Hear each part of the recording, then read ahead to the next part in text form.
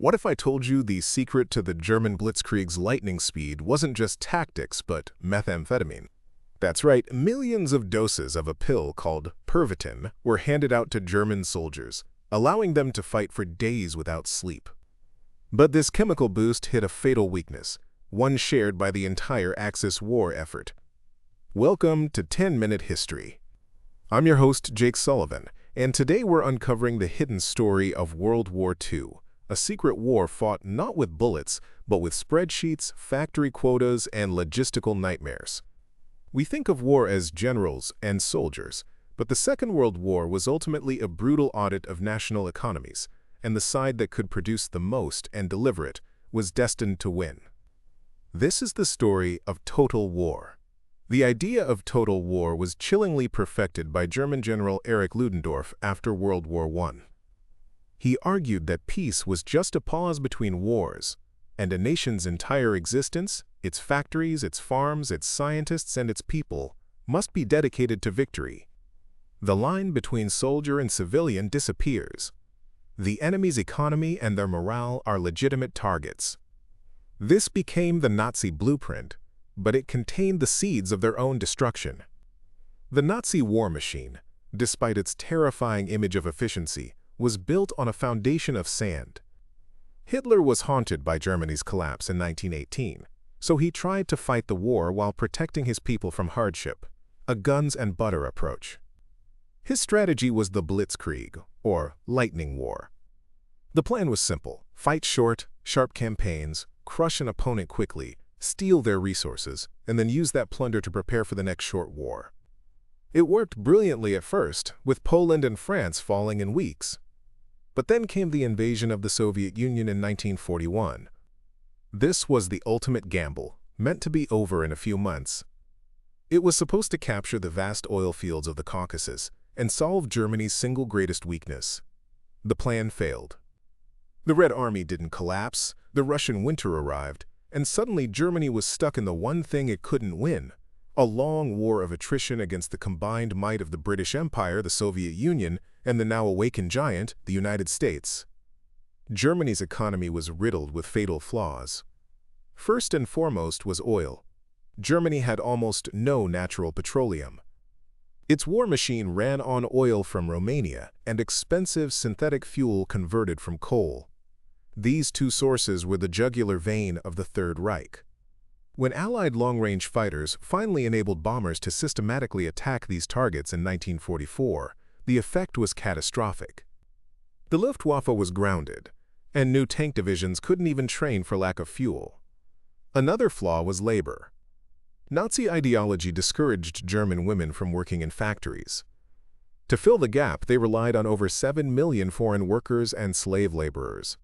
But starved, terrorized people are not productive workers, and the system was plagued by inefficiency and sabotage. Finally, German engineering, while brilliant, was often their own worst enemy. They built complex, thoroughbred weapons like the Tiger tank. A Tiger was a formidable beast, but it took 300,000 man-hours to build one. In that same time, the Americans could build over a dozen of their simpler but still effective M4 Sherman tanks. In a war of mass, Germany's focus on quality was a fatal indulgence. If Germany's economy was flawed, Imperial Japan's was doomed from the start. Japan was a nation with a first-world military but a third-world resource base. It imported 90% of its oil, most of it from the United States. The American oil embargo in 1941 was the final trigger for war. Japan's plan was to conquer a vast empire in Southeast Asia, seizing the oil of the Dutch East Indies and the rubber of Malaya. But their plan had a single, catastrophic blind spot. They had no effective way to protect the merchant ships needed to bring those resources home. The Imperial Japanese Navy was obsessed with fighting a single, glorious, decisive battle, with giant battleships. They viewed the unglamorous task of escorting convoys with contempt. Into this vacuum sailed the U.S. Navy's submarine force. While the Japanese focused on battleships, American submarines began a silent, relentless campaign against Japan's merchant marine. The numbers tell the story of Japan's economic death. American subs, planes, and mines sank nearly 9 million tons of Japanese shipping. By 1945, oil imports had fallen to less than 7% of pre-war levels. Factories ground to a halt.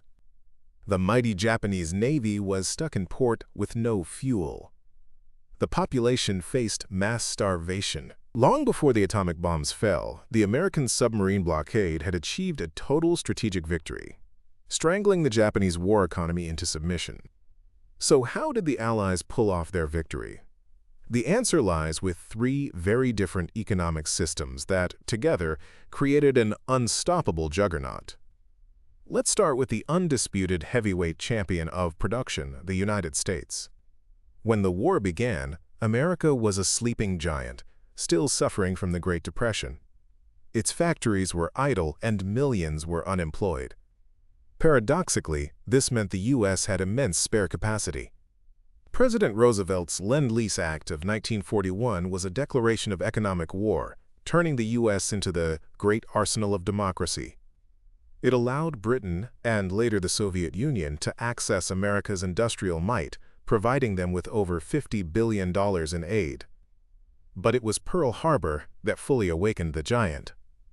What followed was a production miracle that buried the Axis under an avalanche of material.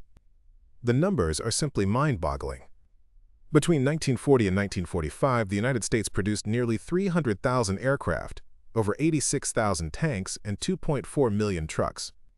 At the Ford Motor Company's massive Willow Run plant, a new B-24 Liberator bomber was rolling off the assembly line every 63 minutes. Industrialist Henry Kaiser, who had never built ships before, revolutionized the industry. Using prefabrication and welding instead of riveting, his shipyards slashed the time to build a Liberty ship from many months down to an average of 42 days. In one publicity stunt, his workers assembled an entire ship in just 4 days and 15 hours. This bridge of ships ensured the Allied logistical lifeline across the Atlantic could not be broken. This miracle was powered by people. 6 million women, symbolized by Rosie the Riveter, entered the industrial workforce, challenging traditional gender roles. The war also accelerated the great migration of over 1.5 million African Americans from the rural South to industrial cities, seeking opportunity and escaping Jim Crow. While the U.S. provided the overwhelming mass, Great Britain provided the crucial resilience. As an island fortress under siege, Britain's mobilization was, in many ways, even more total than Germany's. It was the first country to conscript women for war work. A strict rationing system ensured fair distribution of food and goods, while the Dig for Victory campaign saw parks and lawns turned into vegetable gardens. Unable to compete on quantity, Britain focused on quality and technology.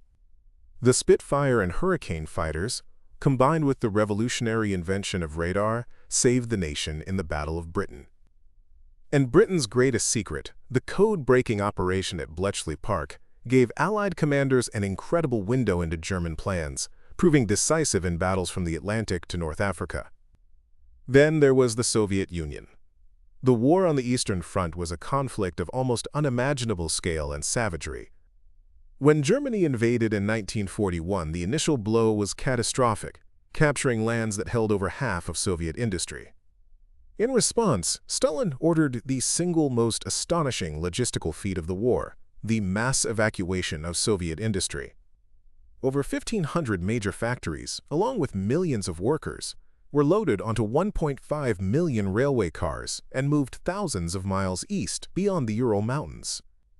These factories were reassembled in open fields during the brutal Russian winter, but by mid-1942 they were outproducing the entire German economy in key weapons. The Soviet philosophy was simple: quantity has a quality all its own. The supreme example was the T-34 tank.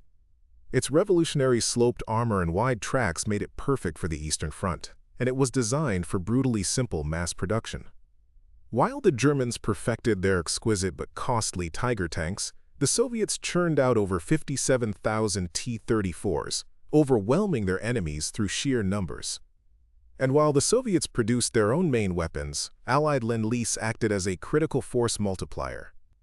The nearly 400,000 American-made trucks gave the Red Army a mobility it had never dreamed of, allowing for the massive encirclement operations that destroyed the German army.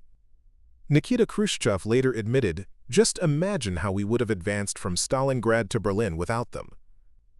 It wasn't just about making more stuff, it was about getting it to the front lines.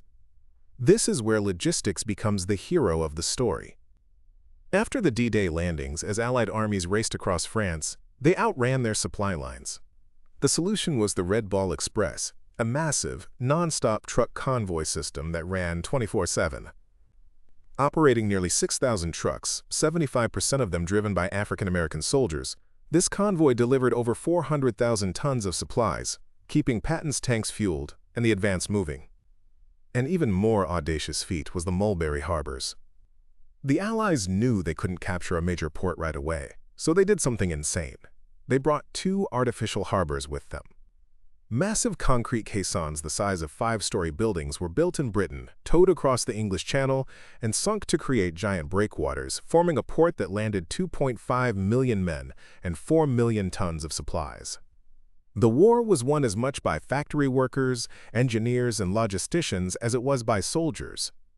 This unseen army forged victory in the roaring steel mills of Pittsburgh, the relocated factories of the Urals, and the bustling shipyards of California.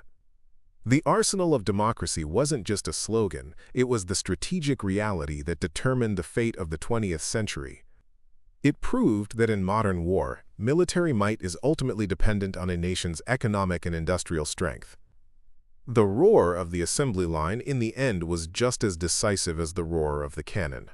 So what are your thoughts on this? Were you surprised by the real reasons behind the Axis defeat? Let us know down in the comments below. If you found this interesting or learned something new, please give this video a like. And don't forget to subscribe to 10-Minute History for more deep dives. Thanks for listening.